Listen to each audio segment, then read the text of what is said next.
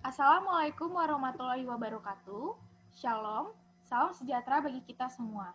Pertama-tama, kami sangat bersyukur karena saat ini kami akan mempresentasikan tentang mata kuliah akuntansi keuangan menengah 1 yang dibimbing oleh Bapak Dr. Sparta, SE, ME, AK, CA. Perkenalkan, nama saya Maria Angelika. Saya Harley Bayi Bimantoro. Nama saya Muhammad Aris Alwaridz. Pada slide pertama akan dijelaskan oleh Saudara Harley Bayu. Ya, di slide pertama ini ada laporan posisi keuangan dan laporan arus kas. Tujuan pembelajarannya, setelah mempelajari chapter ini, apa saja yang harus kita mengerti? Yang pertama, dapat menjelaskan penggunaan, batasan, dan isi laporan posisi keuangan. Yang kedua, dapat menyiapkan laporan posisi keuangan rahasia. Ketiga, dapat menjelaskan tujuan, isi, dan penyusunan laporan arus kas. Keempat, dapat menjelaskan jenis informasi tambahan yang disediakan. Next.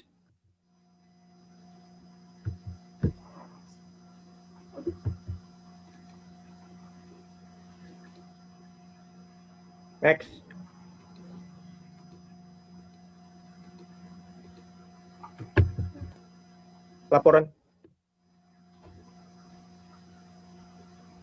Laporan posisi keuangan juga disebut sebagai neraca. Melaporkan aset, kewajiban, dan ekuitas pada tanggal tertentu. Kedua, memberikan informasi tentang sumber daya, kewajiban kepada kreditor, dan ekuitas dalam sumber daya bersih. Ketiga, dapat membantu dalam memprediksi jumlah, waktu, dan ketidakpastian arus kas masa depan. Next.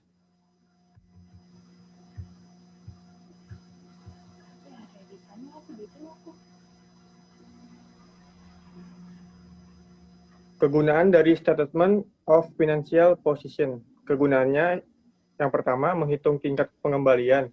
Kedua, menghitung tingkat harapan. Ketiga, menilai resiko dan arus kas masa depan. Dan bagi nilai perusahaan, yang pertama, likuiditas, solvabilitas, dan fleksibilitas finansial. Next.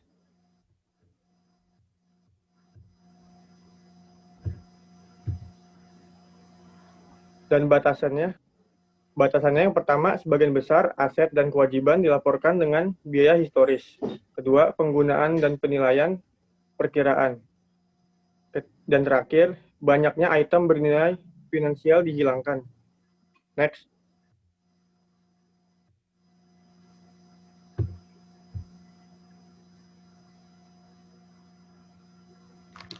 Unsur-unsur laporan posisi keuangan. Yang pertama ada aset. Aset adalah sumber daya yang dikendalikan oleh entitas. Kedua, hasil peristiwa masa lalu. Dan terakhir, manfaat ekonomi masa depan diharapkan mengalir ke entitas. Next. Yang kedua ada liability. Liability adalah kewajiban sekarang dari entitas. Kedua, timbul dari peristiwa masa lalu. Dan terakhir, penyelesaian diharapkan menghasilkan arus keluar sumber daya yang mewujudkan manfaat ekonomi.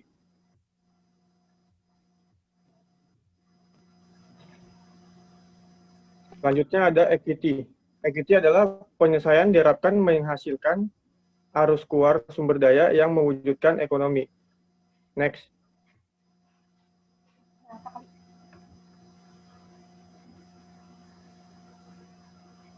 Subclassification.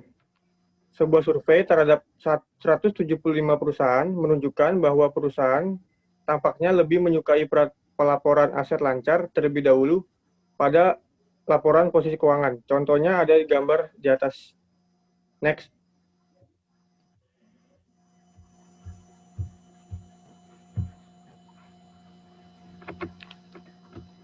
Non-current asset umumnya terdiri dari investasi jangka panjang, perumahan, tanaman, dan peralatan, aset tak berwujud, dan aset yang lainnya.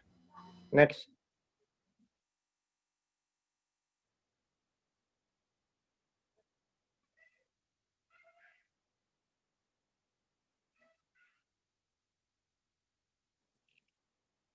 Investasi jangka panjang. Pertama, ada sekuritas. Contohnya obligasi, saham biasa, atau catatan jangka panjang. Yang kedua, ada aset berwujud yang saat ini tidak digunakan dalam operasi. Contohnya tanah dimiliki untuk spekulasi. Ketiga, ada dana khusus. Contohnya Sinkispun, dana pensiun, atau dana perluasan pabrik. Dan terakhir ada anak perusahaan non-konsolidasi atau perusahaan asosiasi. Next.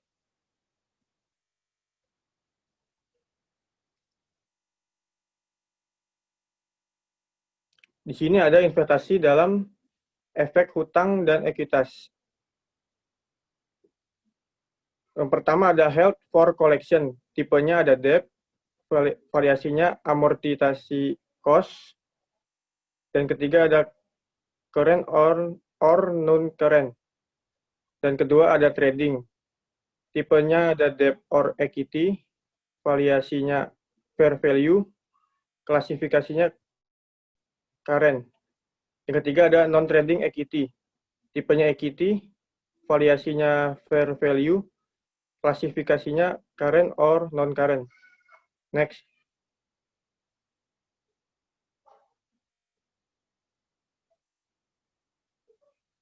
Investasi jangka panjang.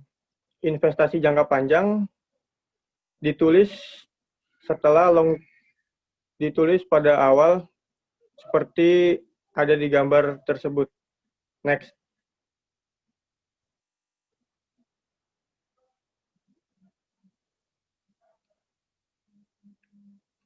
Selanjutnya ada klasifikasi perumahan tanaman dan peralatan.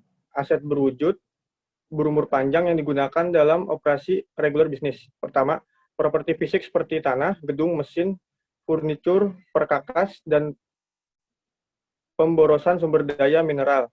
Kedua, dengan pengecualian tanah, perusahaan mendepresiasi misalnya bangunan atau menghabiskan misalnya cadangan minyak aset-aset ini. Next.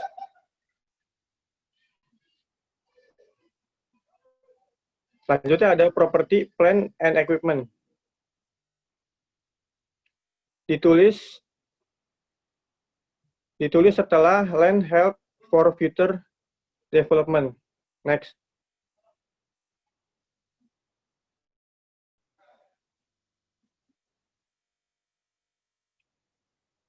Selanjutnya ada aset tak berwujud, kekurangan substansi fisik dan bukan merupakan instrumen keuangan. Pertama, paten, hak cipta, waralaba, niat baik, merek dagang, nama dagang, dan daftar pelanggan. Kedua, amortisasi aset tak berwujud berumur terbatas selama masa manfaatnya. Dan terakhir, menilai penurunan nilai yang tak berwujud dengan umur tak terbatas secara berkala. Next.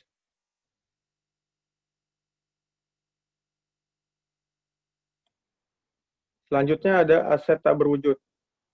Aset tak berwujud ditulis setelah intangible asset. Next.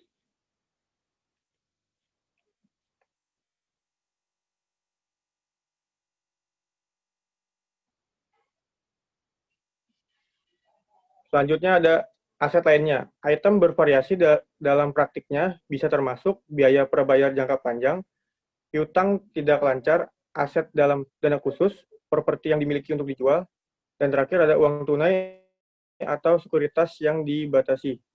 Next.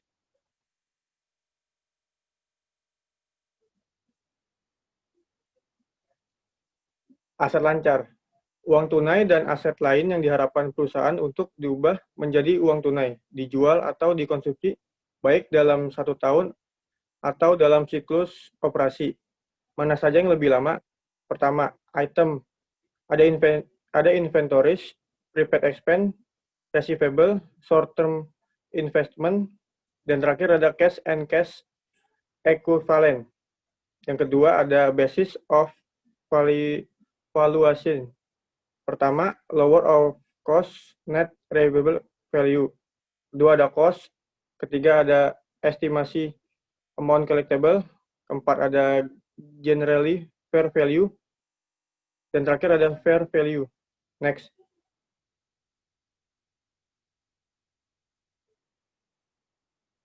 Persediaan. Persediaan itu membuka antara lain dasar penilaian, misalnya nilai realisasi yang lebih rendah dari biaya atau bersih. Kedua, asumsi arus biaya, misalnya FIFO atau biaya rata-rata. Next.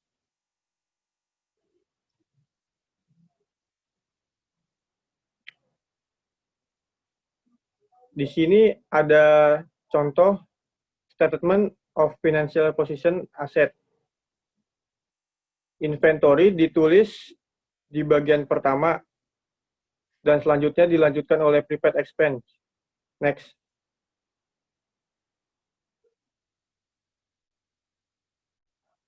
Selanjutnya ada piutang. Kategori utama dari piutang harus ditunjukkan dalam laporan posisi keuangan atau catatan terkait. Perusahaan harus mengidentifikasi dengan jelas. Pertama, kerugian yang diantisipasi karena tidak tertagih. Kedua, jumlah dan sifat piutang non-perdagangan. Terakhir, piutang dijadikan jaminan. Next.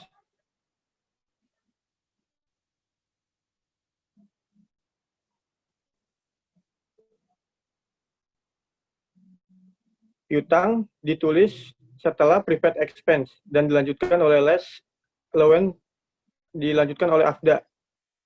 Next.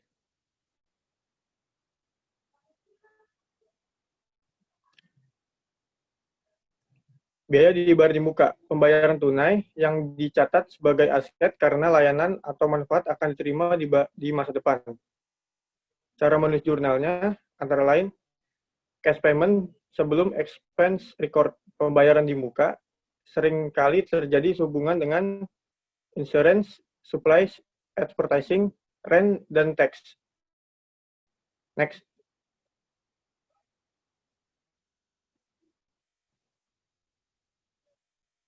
Prepaid expense ditulis setelah inventory, lalu dilanjutkan oleh account receivable. Next.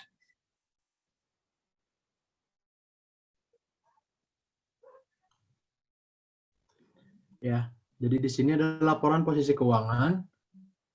Pertama, investasi jangka pendek dibagi menjadi 4, ada portfolio, tipe, penilaian, dan klasifikasi. Untuk portfolio dimiliki untuk pengumpulan perdagangan. Untuk tipe, yang pertama ada kewajiban.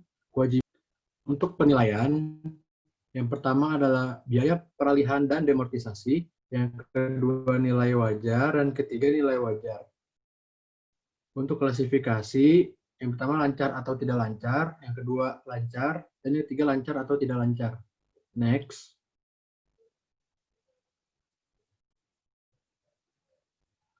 Di sini adalah contoh dari statement of financial position untuk perusahaan scientific product. Bisa dilihat dari isi aset, intangible asset, terdiri dari capital, development cost, goodwill, other identifiable intangible asset. Next. Klasifikasi. Yang pertama, kas. Umumnya terdiri dari mata uang dan giro. Kemudian setara kas investasi jangka pendek yang sangat liquid yang jatuh tempo dalam waktu 3 bulan atau kurang. Yang ketiga, batasan atau komitmen harus diungkapkan. Next. Ada contoh dari statement of financial position. Next.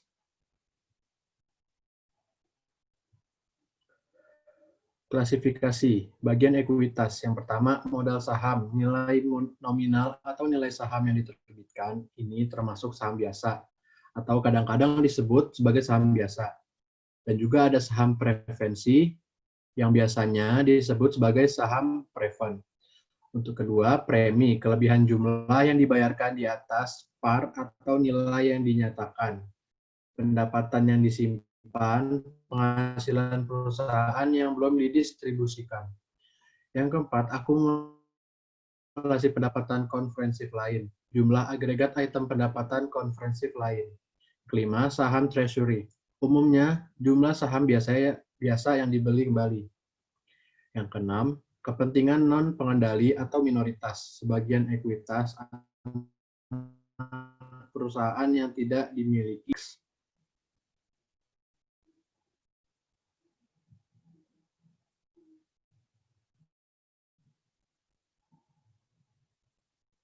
Next.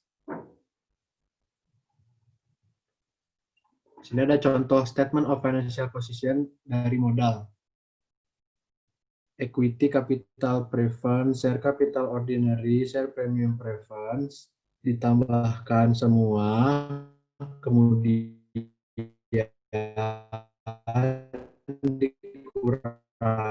dikurangi dengan accumulated, kemudian lagi dengan treasury shares, dan menjadi equity attributable to owners. Kemudian ditambah dengan non-controlling interest, menjadi total equity yaitu $900.000. Next. Klasifikasi kewajiban tidak lancar.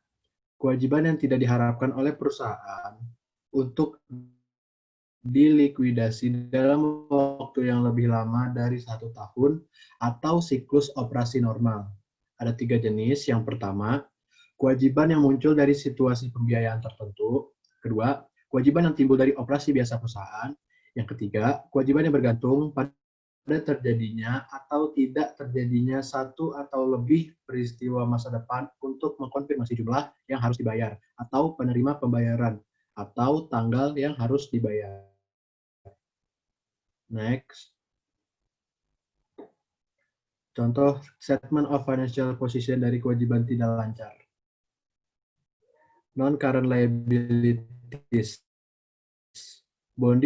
Bond liabilities due January 31, 2028, 425.000 ditambah dengan provision related to pension, ditambah 75.000 menjadi total non-current liabilities senilai 500.000. Next.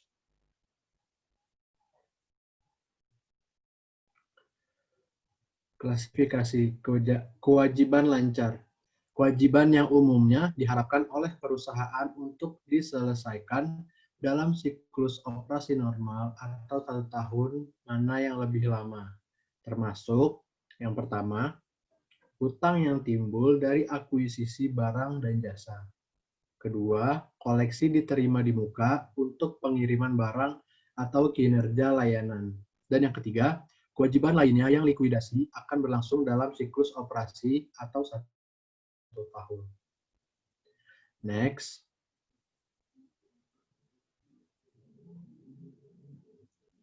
Contoh statement of financial position kewajiban lancar. Current liabilities not payable 80.000, account payable, interest payable, salaries and wage payable, provision related to warranties, deposit received from customer. Semuanya ditambah, kemudian menghasilkan total current liabilities senilai 320.000, kemudian total current liabilities ditambah total non-current liabilities yang senilai 500.000 menjadi total liabilities senilai 820.000.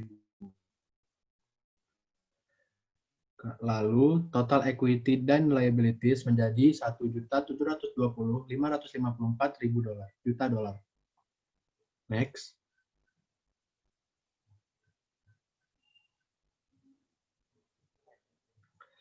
Laporan posisi keuangan. IFRS atau International Financial Reporting Standard atau standar pelaporan keuangan internasional tidak menentukan urutan atau format item dalam pernyataan 2 bentuk umum. Yang pertama dalam bentuk akun, yaitu aset di sisi kiri, modal dan kewajiban di sisi kanan. Yang kedua ada bentuk laporan. Next.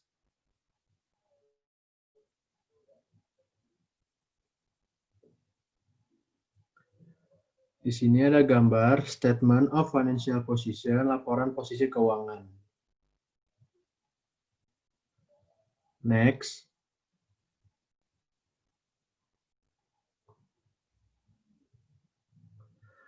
Laporan arus kas. menilai jumlah, waktu, dan ketidakpastian arus kas. International Accounting Standard Board atau Badan Standar Akuntansi Internasional membutuhkan the statement of cash flow atau laporan arus kas. Next.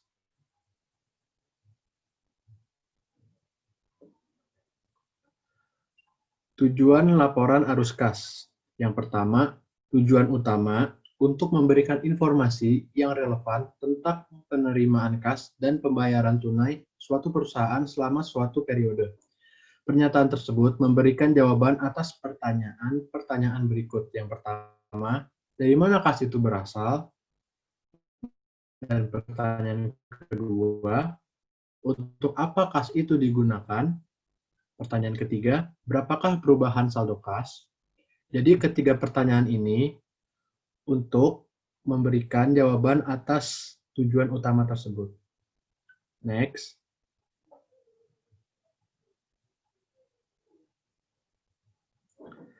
Laporan arus kas. Isi laporan arus kas ada 3, yaitu yang pertama aktivasi operasi, yaitu transaksi yang masuk ke dalam penentuan laba bersih. Yang kedua ada aktivitas investasi, yaitu membuat dan mengumpulkan pinjaman dan memperoleh dan melepaskan investasi dan properti, pabrik, dan peralatan. Yang ketiga ada aktivitas keuangan, yaitu transaksi yang melibatkan item kewajiban dan ekuitas. Next.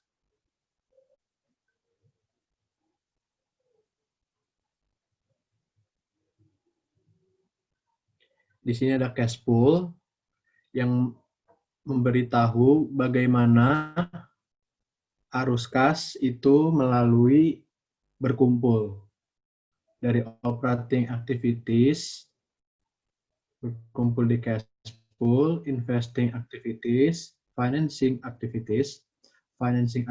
activities yang di bawah ini dari keluar dari cash pool, kemudian investing activities keluar dari cash pool, operating activities keluar dari cash pool. Jadi ada operating activities, investing activities, financing activities yang masuk ke cash pool dan keluar dari cash pool. Next.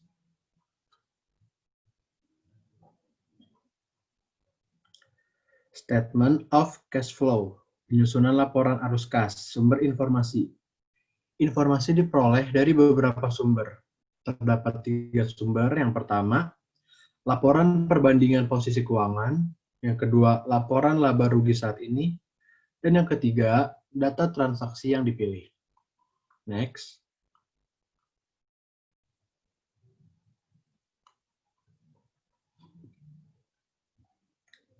Preparation of Statement of Cash Flows. Jadi di sini ada ilustrasi pada tanggal 1 Januari 2019, di tahun pertama operasinya, perusahaan Telemarketing Inc. menerbitkan 50.000 saham. Biasa senilai $1 dengan nilai nominal $50.000. Perusahaan menyewakan ruang kantor, furnitur, dan peralatan telekomunikasi serta melakukan layanan pemasaran selama tahun pertama. Pada Juni 2019, perusahaan membeli tanah seharga $15.000. Menunjukkan laporan komparatif posisi keuangan perusahaan pada awal dan akhir tahun 2019. Jadi ilustrasi ini menunjukkan laporan komparatif posisi keuangan perusahaan pada awal dan akhir tahun 2019. Next.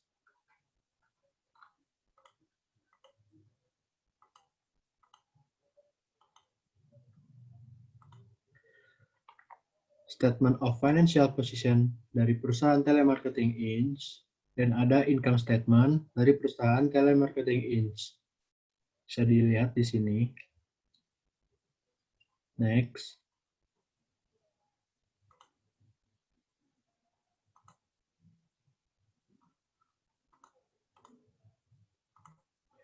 Penyusunan laporan arus kas.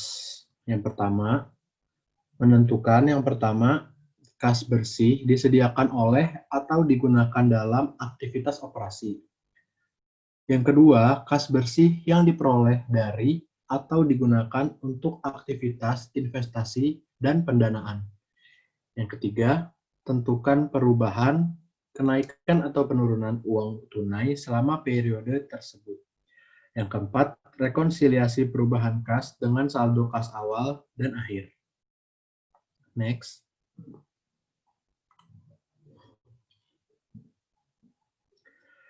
Kas bersih diperoleh dari aktivitas operasi. Yang pertama, kelebihan penerimaan kas atau pembayaran tunai dari aktivitas operasi.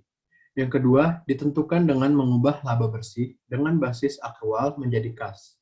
Yang ketiga, tambahkan ke atau kurangi dari laba bersih item-item dalam laporan laba rugi yang tidak mempengaruhi kas. Dan yang terakhir, membutuhkan analisis laporan laba rugi tahun berjalan, laporan perbandingan posisi keuangan, dan data transaksi yang dipilih. Next.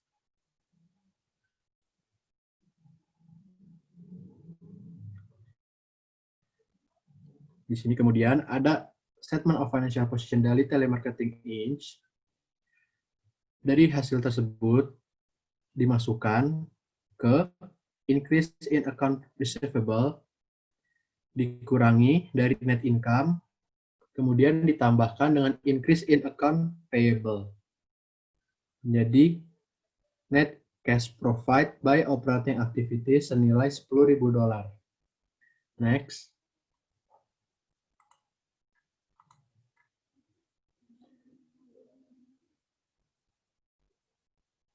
Next.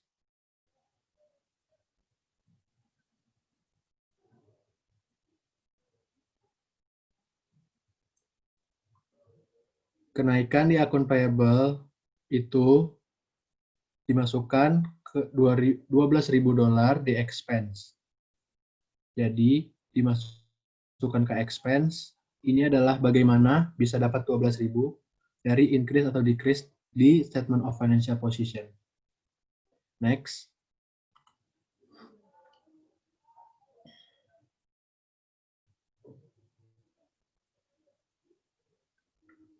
Menyiapkan statement of cash flow, aktivitas investasi dan pendanaan Telemarketing Inc. Yang pertama, membeli tanah seharga $15.000, yang kedua menerbitkan saham biasa seharga $50.000, dan yang ketiga membayar sebagai dividen senilai $14.000. Next.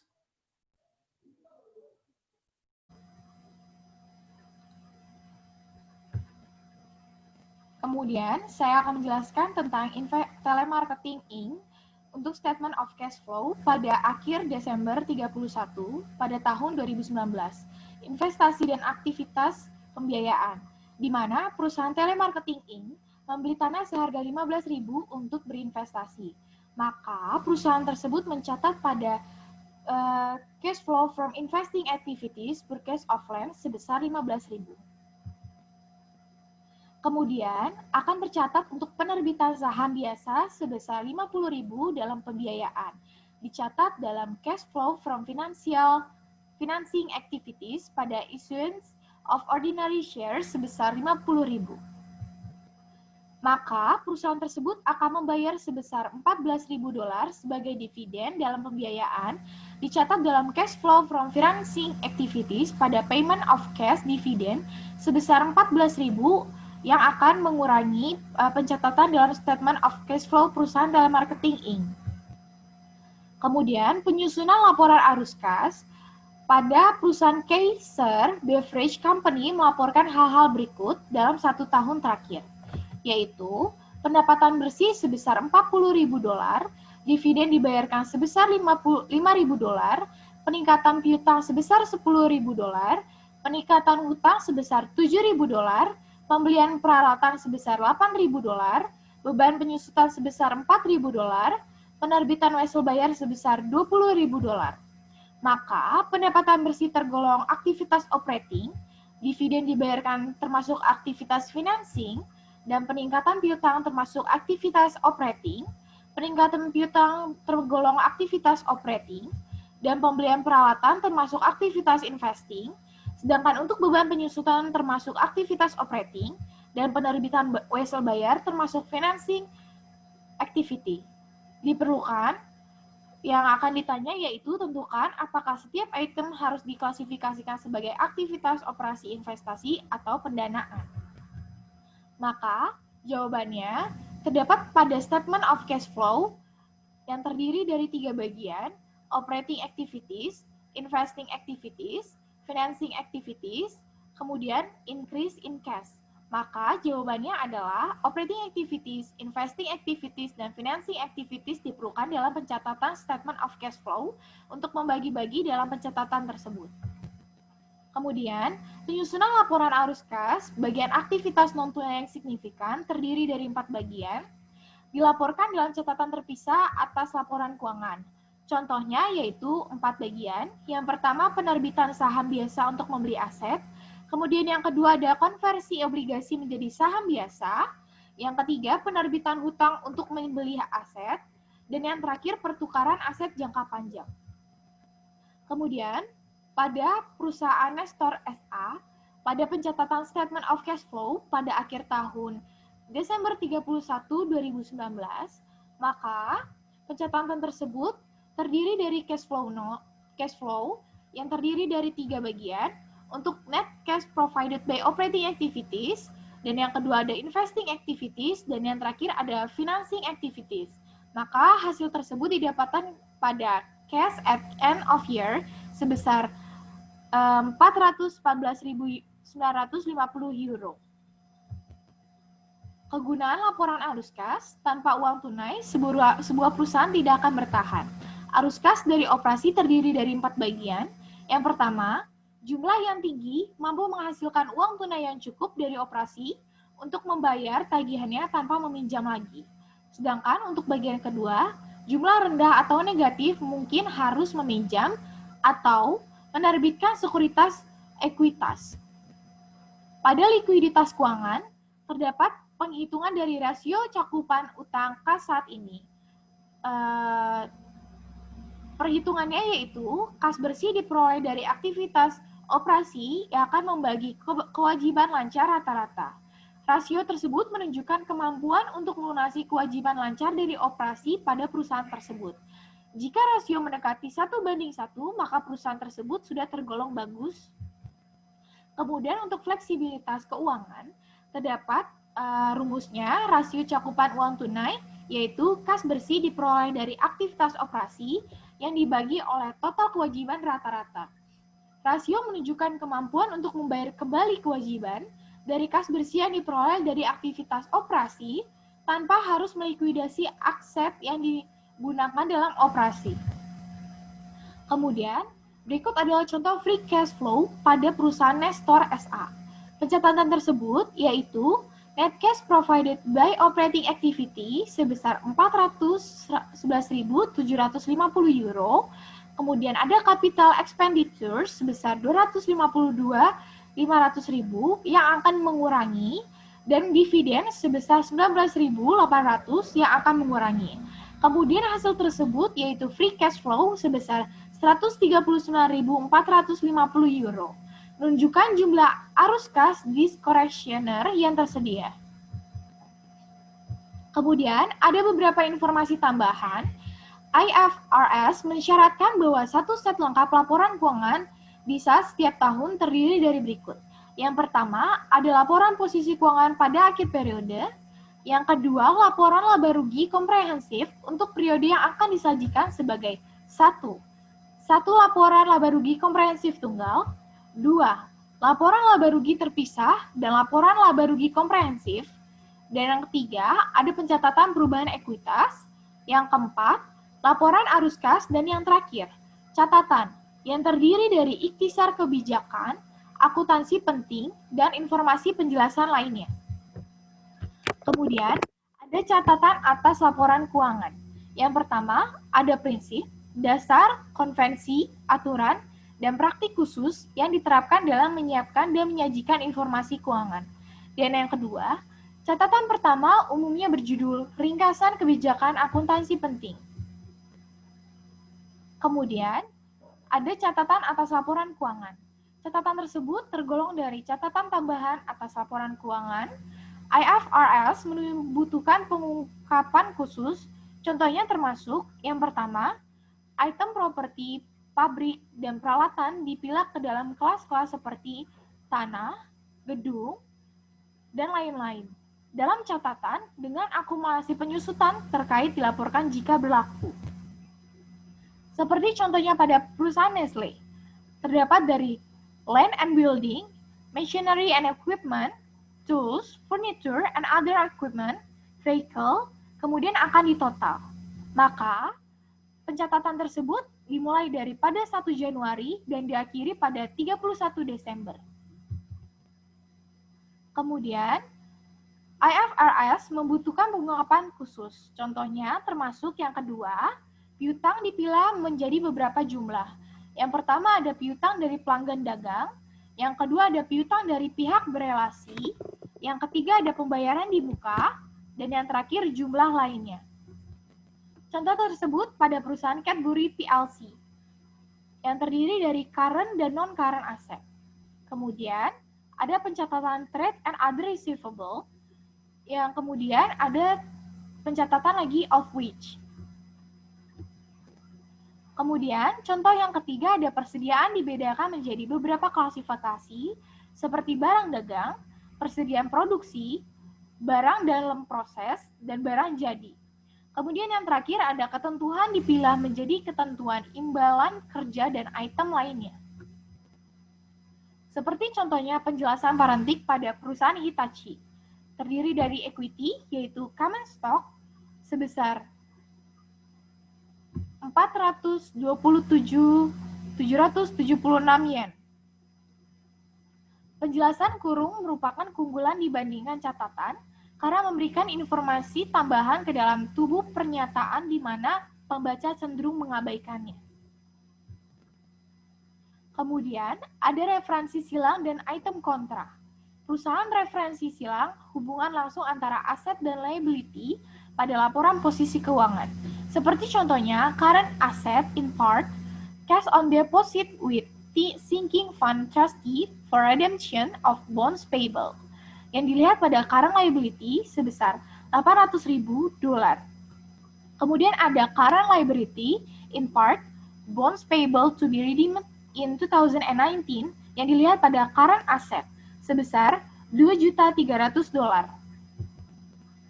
Kemudian, untuk informasi tambahannya terdiri dari pedoman lainnya, yaitu ada 3 bagian. Yang pertama untuk offsetting, IAS nomor 1 menunjukkan bahwa penting bahwa aset dan kewajiban, serta pendapatan dan beban dilaporkan secara terpisah. Adalah tepat untuk mengukur aset setelah dikurangi penyisian penilaian, seperti penyisian piutang ragu-ragu atau persediaan setelah penurunan nilai. Dan yang kedua ada konsistensi. Yang pertama, kerangka konseptual menunjukkan bahwa perusahaan harus mengikuti prinsip dan metode yang konsisten dari satu periode ke periode lainnya. Kemudian yang kedua, kebijakan akuntansi harus ditetapkan secara konsisten untuk transaksi dan peristiwa serupa kecuali IFRS memerlukan kebijakan yang berbeda. Kemudian yang terakhir untuk fair presentation, representasi tepat dari transaksi dan peristiwa menggunakan definisi dan kriteria pengakuan dalam kerangka konseptual yang diasumsikan bahwa penggunaan IFRS dengan pengungkapan yang tepat menghasilkan laporan keuangan yang disajikan secara wajar. Kemudian untuk analisis rasio referensi, menggunakan rasio untuk menganalisis kinerja, jenis rasio utama yang pertama ada rasio likuiditas, di mana ukuran kemampuan jangka pendek perusahaan untuk membayar kewajiban yang jatuh tempo. Kedua, rasio aktivitas digunakan untuk mengukur seberapa efektif perusahaan menggunakan asetnya. Dan yang ketiga adalah rasio profitabilitas, di mana berfungsi untuk mengukur tingkat keberhasilan atau kegagalan perusahaan atau divisi tertentu selama periode waktu tertentu. Dan yang terakhir ada rasio cakupan, di mana digunakan untuk ukuran tingkat perlindungan bagi kreditor dan investor jangka panjang. Di sini saya akan menjelaskan penggunaan rasio untuk menganalisis kinerja, di mana ada beberapa rumus yang terdiri dari yang pertama ada liquidity, dan yang kedua ada activity. Untuk bagian liquidity terbagi menjadi 3 rasio, Yang pertama current ratio, yang kedua quick or acid test ratio, yang ketiga ada current cash debt coverage, dan untuk activity terdiri dari 3 bagian. Yang pertama ada account receivable turnover, yang kelima ada inventory turnover, dan yang terakhir ada asset turnover. Sedangkan untuk bagian profitability terdiri dari beberapa bagian.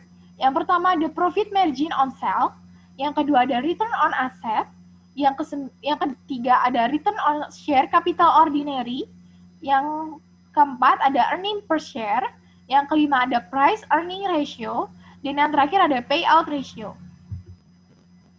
Sedangkan untuk bagian coverage terdiri dari debt to asset ratio, yang kedua ada times interest earned, yang ketiga ada cash debt coverage, yang keempat ada book value per share, dan yang terakhir ada free cash flow.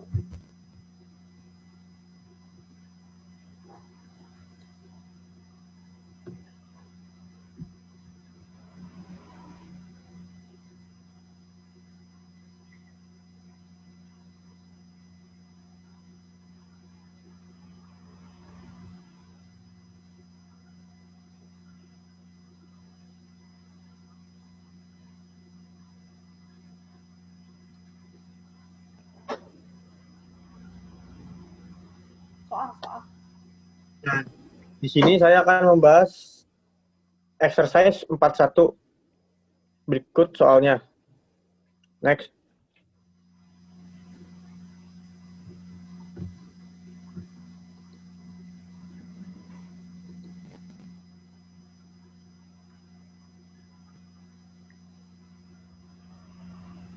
Jawabannya yang pertama, sales revenue sebesar 310. Lalu cost of goods sold sebesar 140.000. Lalu dikurangi menjadi 170.000. Dan itu adalah gross profit-nya. Selanjutnya, ada selling and administrative expense sebesar 50.000. Lalu dikurangi menjadi 120.000. Selanjutnya ada other income and expense. Yang pertama, gain on sale of plant sebesar 30.000.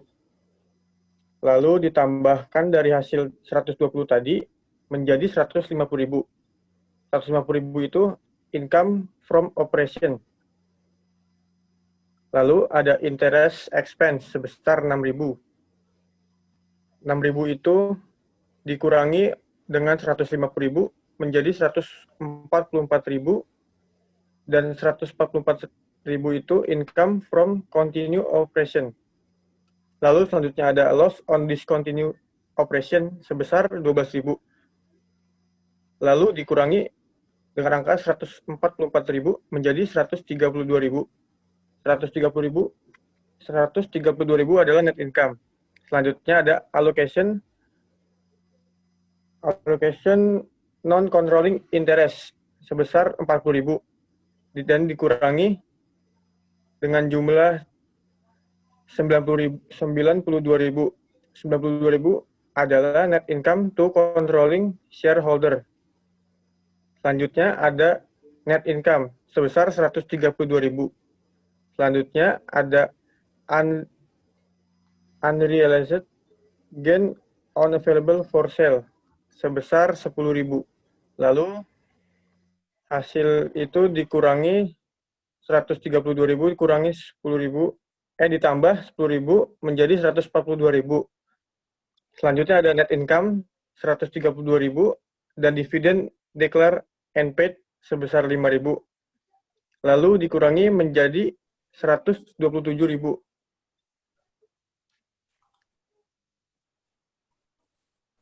Next.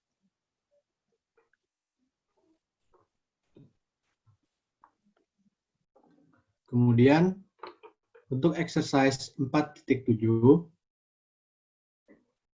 ini ada akuntan dari perusahaan Wetherspoon Show.co. Jadi kita di sini harus membuat 3 buah soal, yaitu 3 buah jawaban. Yang pertama membuat comprehensive income statement menggunakan combined statement approach. Yang kedua membuat comprehensive income statement menggunakan dua statement approach, dan yang terakhir, kita harus mendiskusikan format mana yang lebih dipilih. Next.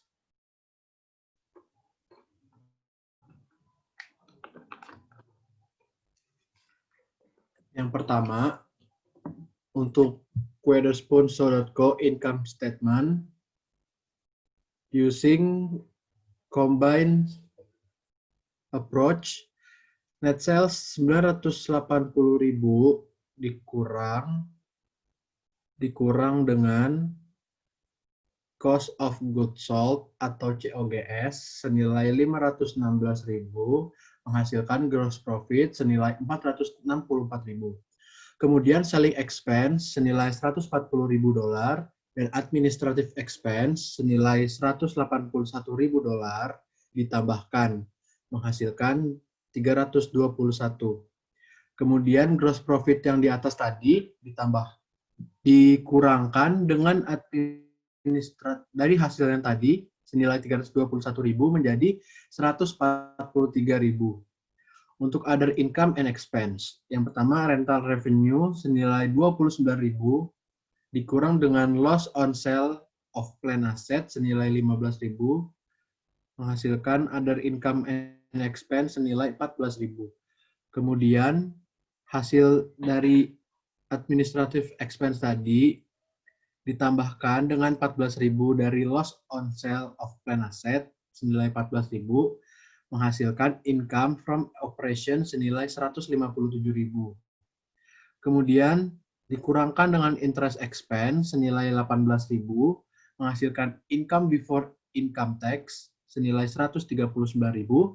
Kemudian dikurangkan lagi dengan income tax senilai 30.600 menghasilkan net income senilai 108.400. Kemudian untuk other comprehensive income, unrealized gain on securities net of tax senilai 31.000 ditambahkan dengan net income yang ada di atas menghasilkan comprehensive income senilai 139.400 dolar. Untuk earning per shares yaitu 108.000 dolar 400 dibagi 20.000 jadi lebar per sahamnya senilai 92.000 dolar per saham. Next.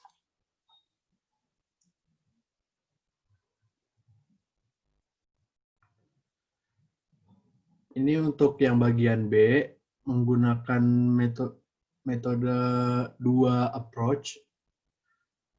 Yang pertama, sama seperti yang tadi, membedakannya hanya pada comprehensive income statement-nya dipisahkan dengan income statement yang di atas. Hanya membedakan itu saja dengan soal yang A tadi. Angkanya pun sama. Untuk yang C, jadi gabungan penyataan memiliki keuntungan yang tidak membutuhkan pembuatan laporan keuangan baru. Akan tetapi, mempertahankan pendapatan bersih sebagai pengurangan pada pernyataan itu dianggap sebagai kerugian. Jadi, gabungan penyataan ini memiliki keuntungan tidak membutuhkan pembuatan laporan keuangan yang baru, akan tetapi harus mempertahankan pendapatan bersih agar tidak timbul kerugian. Next.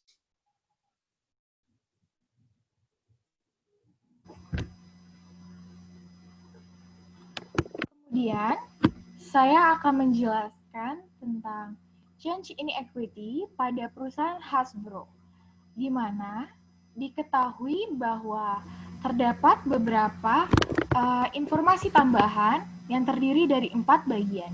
Yang pertama yaitu issued 10.000 share per $3 untuk satu share-nya.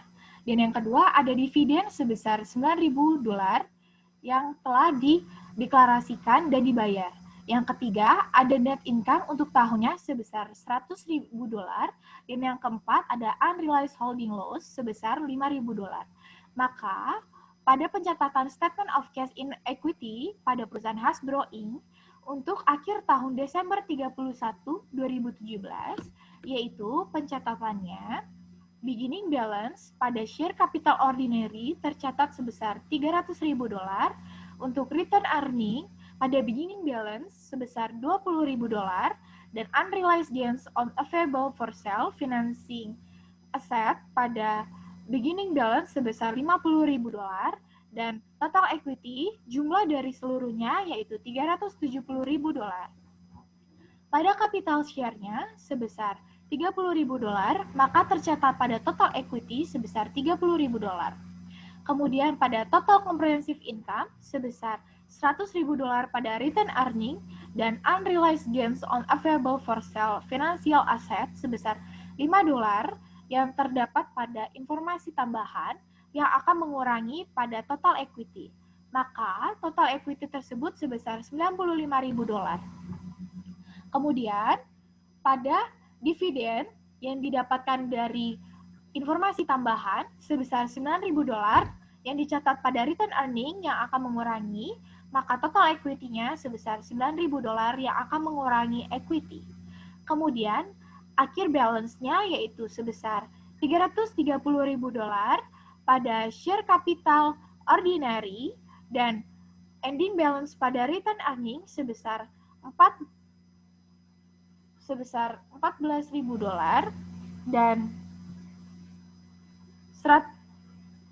dan pada unrealized gains on available for sale financial asset sebesar $45.000.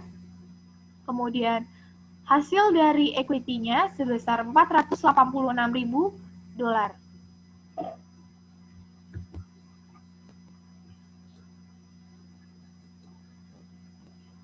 Kemudian, soal selanjutnya adalah income statement pada perusahaan W&V yang memiliki 150 ordinary share of outstanding, yang memiliki informasi tambahan yang terdiri dari 3 bagian, dan kita akan membuat earning per share pada perusahaan W&V.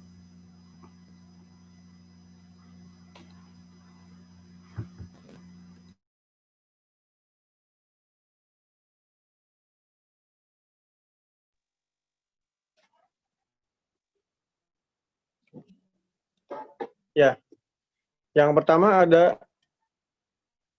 income before income tax sebesar $1.325.000. Lalu ada income tax sebesar $265.000.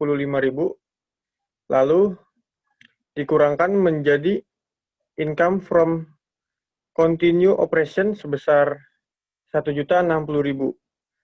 Lalu selanjutnya ada discontinue operation. Yang pertama ada loss from operation of discontinuous. Ada subsidiary sebesar $90.000.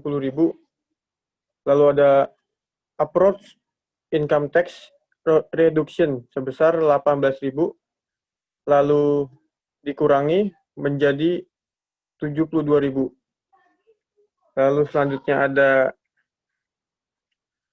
applicable income tax reduction sebesar $20.000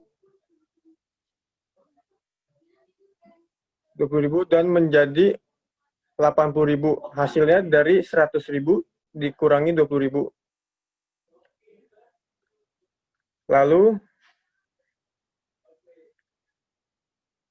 Lalu ditambahkan menjadi $152.000. $152.000 dikurangi dengan $1.060.000 dan menjadi $908.000.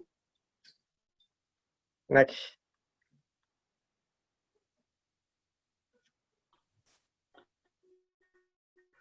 Untuk earnings per share, yang pertama ada income from continuing operation, yaitu didapat dari $1.060.000 dibagi nilai saham biasa yang beredar senilai $150.000, yaitu menjadi hasil €7.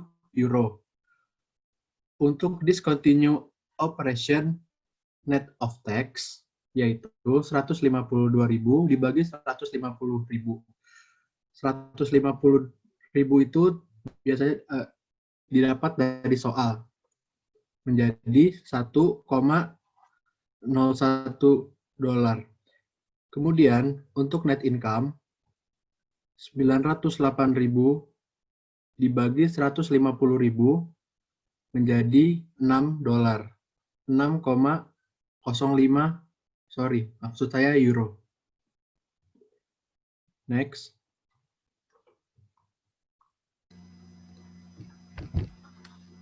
Kemudian saya akan menjelaskan bagaimana penjumlahan dan angka dari income before income tax. Perhitungannya, as previously stated, sebesar 1.210.000 euro yang kemudian didapatkan loss on sale of equipment sebesar 40.000 dikurangi 80.000 kemudian dikurangi lagi 30.000, maka jumlahnya adalah minus 10.000. Gain on condemnation of property sebesar 125.000 yang akan menghasilkan sebesar 1.325.000 euro. Kemudian, saya akan menjelaskan bagaimana penghitungan dari income tax expense. Didapatkan hasil dari income before income tax dikali dengan tax-nya, yaitu sebesar 1.325.000 euro dikali dengan 0,20 yang didapatkan dari informasi tambahan, maka jumlahnya adalah sebesar 265.000 euro.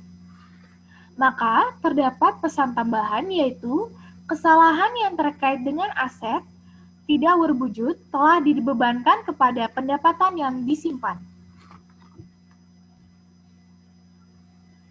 Kemudian, ini adalah akhir dari presentasi kami. Kurang lebihnya mohon maaf. Wassalamualaikum warahmatullahi wabarakatuh.